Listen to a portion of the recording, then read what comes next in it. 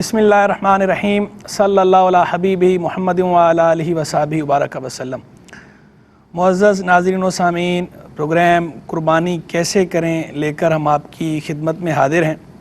आज के इस प्रोग्राम में हम इंशाअल्लाह इस बात पे रोशनी डालेंगे कि कुर्बानी का क्या मकसद है, कुर्बानी किस तरह करनी चाहिए, कुर्बानी के जानवर की क्या शुरूत हैं और कुर्बानी शरीयत की नज़र में किसे कहा जाता है। तो सबसे पहली बात तो यह है कि कुर्बानी करना हर आकिल, बालिग, आज़ाद, मुकीम, साहिब निसाब मुसलमान पर वाजिब है। कुरान मजीद फुरक़ान हमीद बुरहान रशीद में इसका हुक्म इरशाद फरमाया गया है, फ़सल्लि लिरब्बिका वनहर, अपने रब की नमाज पढ़ो और कुर्बानी करो। हुज़ूर जान आलम सल्लल्लाहु तआला अलैहि वसल्लम ने इरशाद फरमाया कि जैसे इस्तिताअत हो और उसके बावजूद कुर्बानी ना करे तो वो हमारे मुसल्ले के करीब ना आए, यानी हमारी जाए नमाज के करीब ना आए, हमारी ईदगाह के करीब ना आए। बाकायदा ये वईद इरशाद फरमाई गई है।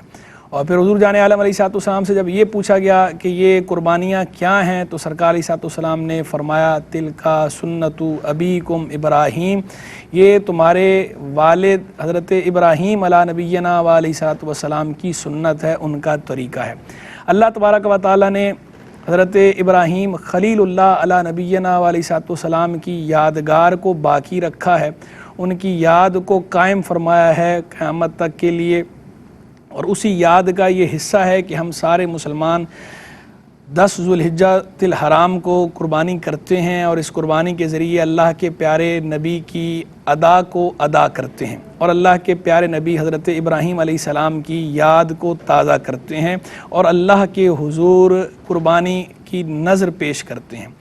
ये कुर्बानी कहते किसे हैं, शरीयत की नज़र में कुर्बानी का क्या मकसद है। तो पहली बात तो यह है कि कुर्बानी कुर्ब से निकला है। कुर्ब का मतलब होता है अल्लाह की नज़दीकी हासिल करना, अल्लाह का सवाब हासिल करना। तो कुर्बानी उस फ़ेल को कहा जाता है जिस फ़ेल के ज़रिए आदमी अल्लाह का कुर्ब हासिल करता है, ऐसी सेक्रीफ़ाइस जिसके ज़रिए आदमी अल्लाह का कुर्ब हासिल कर ले। इस्तिलाह शरा में कुर्बानी कहा जाता है मखसूस अय्याम में मखसूस जानवर को मखसूस शुरूत के साथ अल्लाह की राह में इस तरह कुर्बान करना कि उससे मकसूद तकर्रुब हो, अल्लाह का कुर्ब हासिल करना हो। इस फ़ेल को कुर्बानी कहा जाता है। और कभी कभी उस जानवर को भी कुर्बानी कह दिया जाता है जिस जानवर को कुर्बान किया जा रहा हो। ये कुर्बानी इस कुर्बानी का हमसे मुतालबा है और इस कुर्बानी की हिकमत, इसके अंदर मुख्तलिफ़ हिकमतें पिन्हा हैं। जब ये कुर्बानी करते हैं तो ये गोया हमें तैयार किया जा रहा होता है, हमारी मश्क कराई जा रही होती है कि जिस तरह हम इस जानवर को अल्लाह की राह में कुर्बान कर रहे हैं, ख़र्च कर रहे हैं, तो इसी तरह अगर अल्लाह की राह में अपनी जान नछावर करने की नौबत आ गई तो हम उससे भी दरेग नहीं करेंगे, अल्लाह के हुजूर अपनी जान का नजराना भी पेश कर देंगे।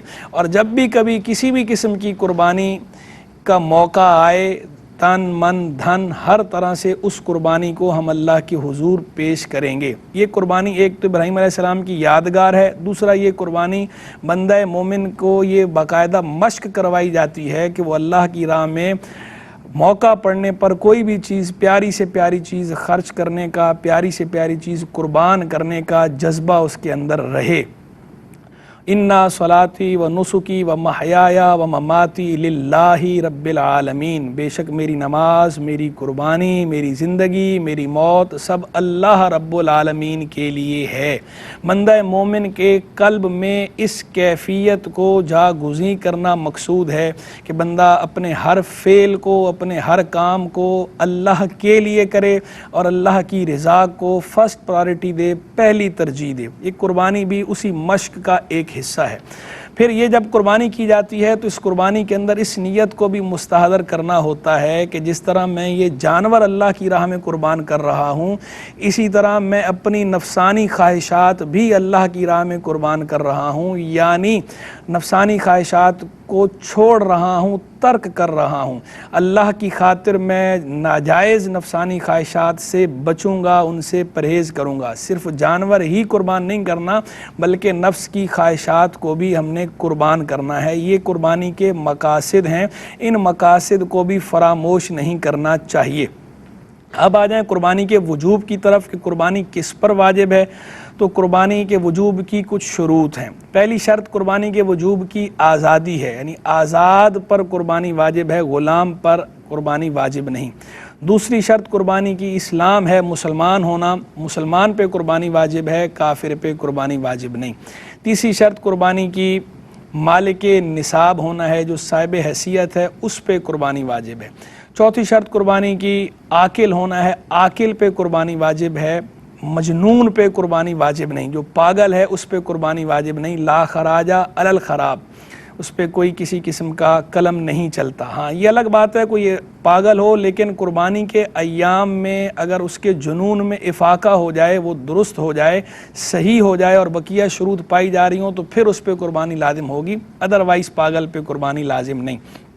پانچویں شرط قربانی کی بالغ ہونا ہے، نابالغ پہ قربانی واجب نہیں۔ چھٹی شرط قربانی کی مقیم ہونا ہے، مسافر پر قربانی واجب نہیں۔ لیکن اگر کوئی مسافر اللہ کی راہ میں قربانی کرنا چاہے تو اس کی اجازت بہرحال موجود ہے، قربانی کر سکتا ہے، لیکن شرعاً اس پر لازم نہیں ہے۔ یہ قربانی کی 6 شروط ہیں، ان میں سے ایک شرط اس میں تھوڑی تفصیل ہے، اس کو میں مزید واضح کرتا ہوں، یعنی صاحب نصاب ہونا، یسار صاحب نصاب ہونا، صاحب حیثیت ہونا، مالدار ہونا، استطاعت ہونا، یہ شرط ہے۔ اس کا مطلب یہ ہے صاحب نصاب کا کہ ایک آدمی کے پاس 7.5 تولے سونا یا 52.5 تولے چاندی یا اس کی مالیت کے برابر کوئی بھی سامان کسی بھی شیپ میں موجود ہو جو حاجت اصلیہ سے زائد ہو تو اس پر قربانی واجب ہے۔ زکوٰۃ کا نصاب بھی یہی ہے اور قربانی کا نصاب بھی یہی ہے، بس اس میں صرف 2 فرق ہیں۔ لوگ عام طور پر اس فرق کو ملحوظ نہیں رکھتے جس کی وجہ سے مسکنسیپشن پیدا ہوتی ہے۔ وہ 2 فرق ملحوظ رکھنے ضروری ہیں۔ وہ 2 فرق کیا ہیں؟ ایک فرق تو یہ ہے کہ زکوٰۃ کے لیے حولان حول شرط ہے، یعنی پورا 1 سال گزرنا شرط ہے۔ جو مال آپ کے پاس ہے اس مال پہ پورا سال گزرے گا راؤنڈ اباؤٹ، اس کے بعد آپ پہ وہ زکوٰۃ لازم ہوگی، فرض ہوگی۔ جبکہ قربانی کے لیے پورا سال گزرنا شرط نہیں ہے، ایام نہر کے اندر آپ کے پاس مال ہونا شرط ہے۔ ایام نہر میں آپ کے پاس اگر نصاب موجود ہے تو آپ پہ قربانی لازم ہے۔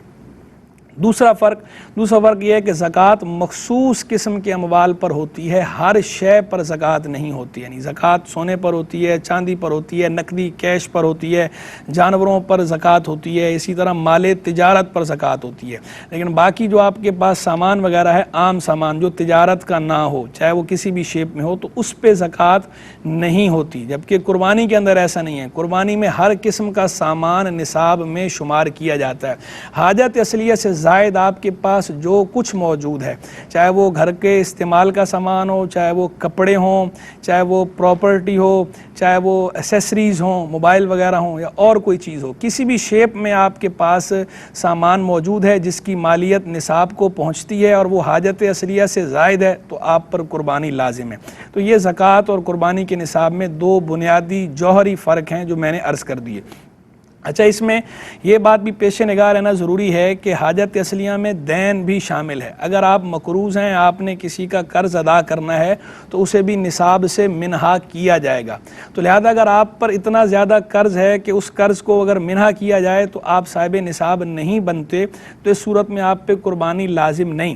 لیکن اگر کوئی قرض لے کر قربانی کر دیتا ہے تو قربانی ادا ہوگی یا نہیں ہوگی؟ تو اگر دیگر شروط پائی جا رہی ہوں تو قربانی ادا ہو جائے گی۔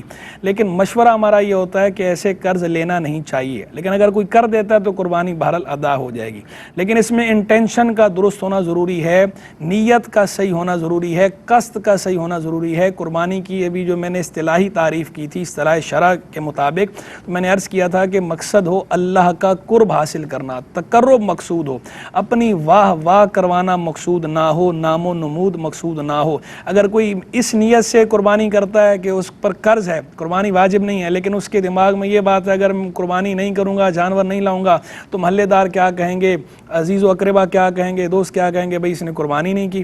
تو اگر صرف ان لوگوں کی باتوں سے بچنے کے لیے یا ان کی نظر میں اپنا سٹیٹس سمبل برقرار رکھنے کے لیے قرض لے کے قربانی کرتا ہے تو یہ بالکل غلط فعل ہے، یہ انٹینشن درست نہیں ہے۔ اللہ کی رضا کے لیے قربانی کرنی چاہیے، اور ویسے بھی اس چیز کو نہیں دیکھنا چاہیے کہ لوگ کیا کہیں گے، اس پہ ہمیشہ فوکس کرنا چاہیے کہ میرا رب کیا کہتا ہے۔ کبھی لوگوں کی باتوں پہ دھیان نہیں دینا چاہیے. جو ہمارے رب کا ہم سے مطالبہ ہے، جو ہمارے رب کا ہمیں حکم ہے، جو ہمارے رب کا ہمیں فرمان ہے، رب کے فرمان پر، رب کے ارشاد پر فوکس کرنا چاہیے. جو رب کا فرمان ہے ہمیں اسے فرسٹ پرائرٹی دینی چاہیے. لوگ کچھ بھی کہیں، لوگوں کی باتوں پہ دھیان نہیں دینا چاہیے. اللہ کی رضا کی خاطر اللہ کے حکم پر عمل کرنا چاہیے.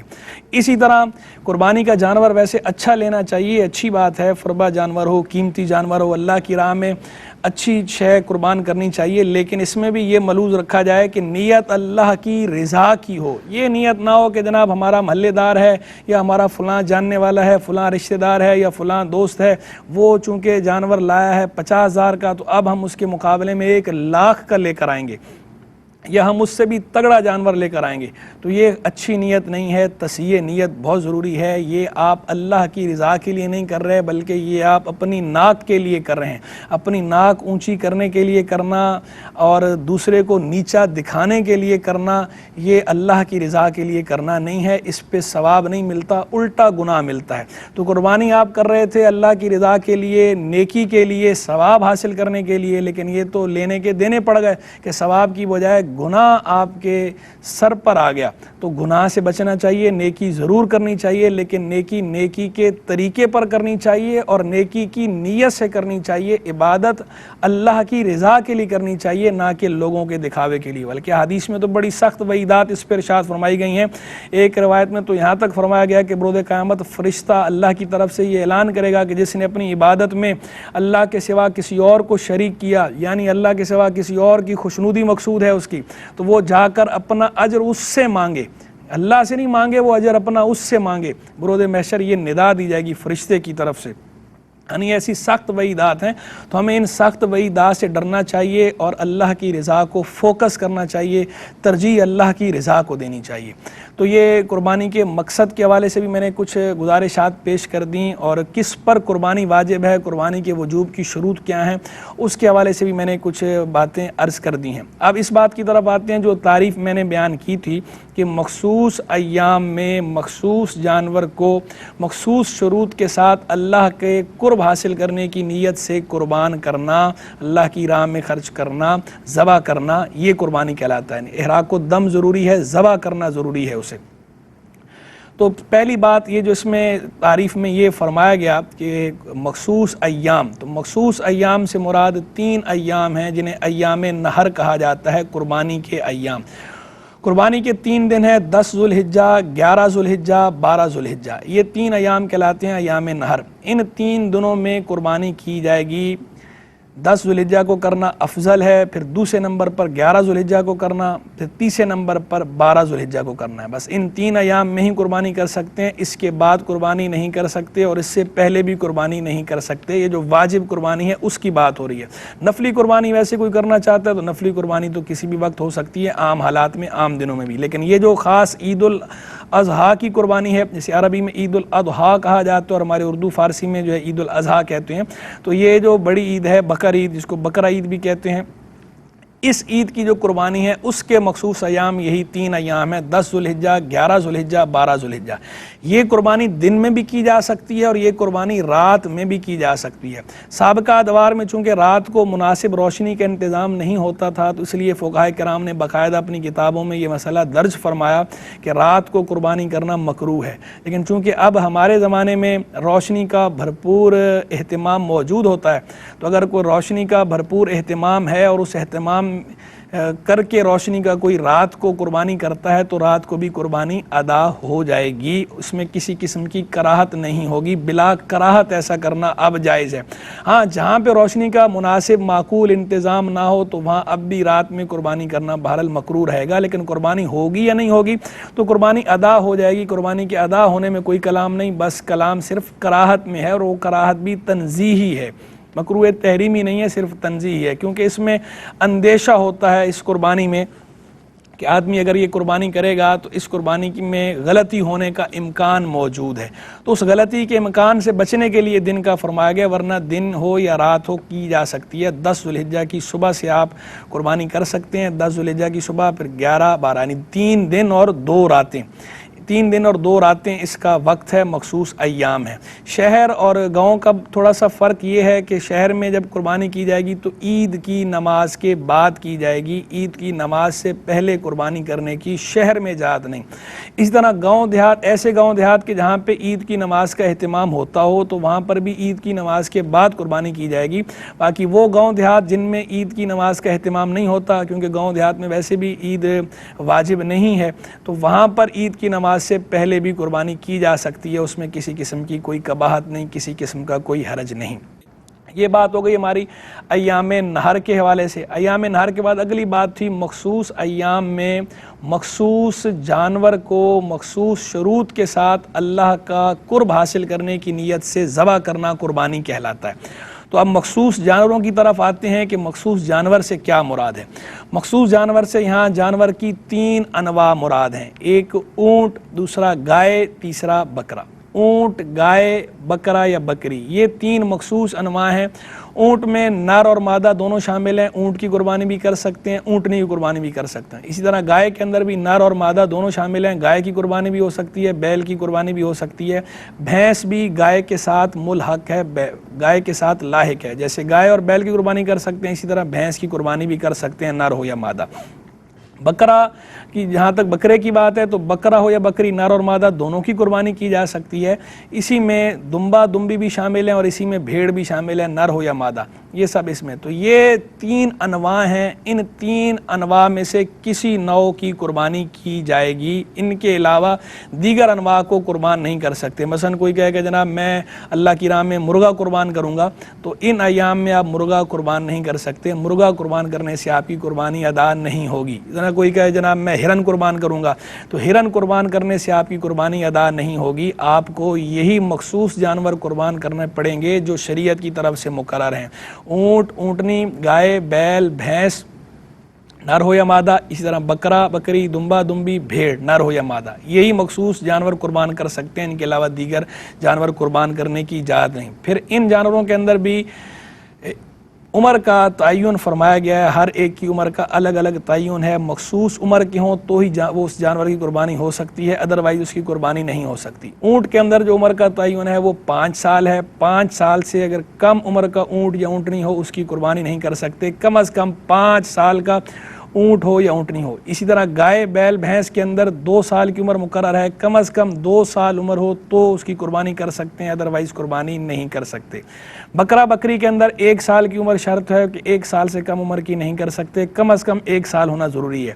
ہاں بھیڑ اور دمبے کے اندر یہ کر سکتے ہیں کہ اگر 6 ماہ کی بھیڑ یا 6 ماہ کا دمبا، نر ہو یا مادہ، وہ دور سے دیکھنے میں ایسا لگتا ہو، اتنا فربا محسوس ہوتا ہو کہ 1 سال کا لگتا ہو، 1 سال کا محسوس ہوتا ہو، تو اس کی قربانی بہرحال کی جا سکتی ہے۔ اس کی اجازت حضور جان عالم صلی اللہ تعالی علیہ وآلہ وسلم نے خود بنفس نفیس ارشاد فرمائی ہے، اور اس کی پہچان یہ ہے کہ اسے 1 سال کے دمبوں میں یا 1 سال کی بھیڑوں میں چھوڑ دیا جائے تو دیکھنے میں فرق معلوم نہ ہو، تو یہ اس بات کی علامت ہے کہ یہ بھیڑ یا یہ دمبا یہ 1 سال کا لگتا ہے دیکھنے میں، تو اس صورت میں اس کی قربانی کر سکتے ہیں۔ اس سے کم عمر میں کی قربانی نہیں ہو سکتی۔ باقی جہاں تک دانت کی بات ہے تو دانت عمر کی پوری ہونے کی صرف علامت ہیں، تو علامت کے درجے میں دانتوں کو بہرحال دیکھا جا سکتا ہے، لیکن دانتوں پر مدار نہیں ہے، حکم شرعی کا مدار عمر پر ہے۔ تو اگر کسی جانور کی عمر پوری ہے اور دانت اس کے بھلے نہ نکلے ہوں، اس طرح مکمل 2 دانت نہ ہوئے ہوں، لیکن عمر اس کی پوری ہے تو اس کی قربانی ہو سکتی ہے۔ لیکن چونکہ آج کل دھوکہ دہی بہت زیادہ ہے اور بیوپاری جھوٹ بہت بولتے ہیں، تو صرف بیوپاریوں کی بات پہ اعتبار نہ کیا جائے، بلکہ قرائن بھی دیکھے جائیں اور دل مطمئن ہو تو ہی جانور قربانی کا لیا جائے، ورنہ صرف ان کی بات پر اس طرح آنکھیں بند کر کے اعتماد نہیں کرنا چاہیے۔ جن جانوروں کی قربانی کرنا جائز ہے ان کے حوالے سے ہم گفتگو کر رہے تھے، تو اس میں یہ بات بھی ملحوظ رہے کہ نیل گائے کی قربانی کرنا جائز نہیں ہے، کیونکہ نیل گائے وہ وحشی جانور ہے، اہلی جانوروں کی قربانی جائز ہوتی ہے، یعنی پالتو جانور کی، وہ چونکہ وحشی جانور ہے نیل گائے کی قربانی جائز نہیں۔ اسی طرح اگر کراس جانور ہو تو کراس کے اندر جانوروں میں نسب کا اعتبار مادہ کی طرف سے ہوتا ہے، فیمیل کی طرف سے ہوتا ہے، تو اگر اس طرح کراس ہوا ہے کہ جو فیمیل ہے وہ انہی جانوروں میں سے کوئی جانور ہے، تو اس صورت میں وہ انہی کے حکم میں رکھا جائے گا اسے، اور اس کی قربانی کرنا درست ہوگا۔ جانوروں کے حوالے سے یہ بھی ذہن نشین رکھنا چاہیے کہ قربانی کے جانوروں کو جب بھی خریدا جائے تو خریدتے ہوئے خوب اچھی طرح دیکھ بھال کر لینی چاہیے، کیونکہ اگلی بات جو تعریف شرعی میں تھی، اصطلاح شرع کے مطابق تعریف میں، کہ مخصوص ایام میں مخصوص جانور کو مخصوص شروط کے ساتھ اللہ کا قرب حاصل کرنے کی نیت سے ذبح کرنا قربانی کہلاتا ہے۔ تو وہ مخصوص شروط جو ہیں ان کے اندر کچھ شروط کا تو ذکر ہو چکا، دوسری جانور کے حوالے سے یہ جو بطور خاص شرط ہے وہ شرط یہ ہے کہ قربانی کا جانور بے عیب ہونا چاہیے، بے عیب جانور کی قربانی کرنی چاہیے، عیب دار جانور کی قربانی نہیں کرنی چاہیے۔ اللہ کی راہ میں ہمیشہ ستھرے مال کی قربانی کرنی چاہیے، اللہ کی راہ میں اچھے جانور کی قربانی کرنی چاہیے۔ اور عیب جو ہے اگر معمولی سا عیب ہو، بہت معمولی عیب ہے، تو اس عیب سے قربانی ہو جائے گی، اور اس کی مقدار جو فقہا نے بیان فرمائی ہے کہ قلیل عیب چل جائے گا، کثیر عیب نہیں چلے گا۔ تو فقہا نے مقدار جو بیان فرمائی ویسے اختلاف ہے، لیکن مفتبی قول جس پر فتویٰ دیا جاتا ہے وہ 1/3 کا ہے، کہ 1/3 سے زیادہ عیب ہو تو وہ عیب کثیر شمار ہوگا، اور 1/3 سے کم ہو تو وہ قلیل شمار ہوگا۔ تو 1/3 سے زیادہ جانور میں عیب موجود ہو، مثلا کان ہے، اگر کسی جانور کا کان 1/3 سے زیادہ کٹا ہوا ہے تو اس صورت میں اس جانور کی قربانی نہیں ہوگی، اگر 1/3 سے کم کٹا ہوا ہے تو قربانی ہو جائے گی۔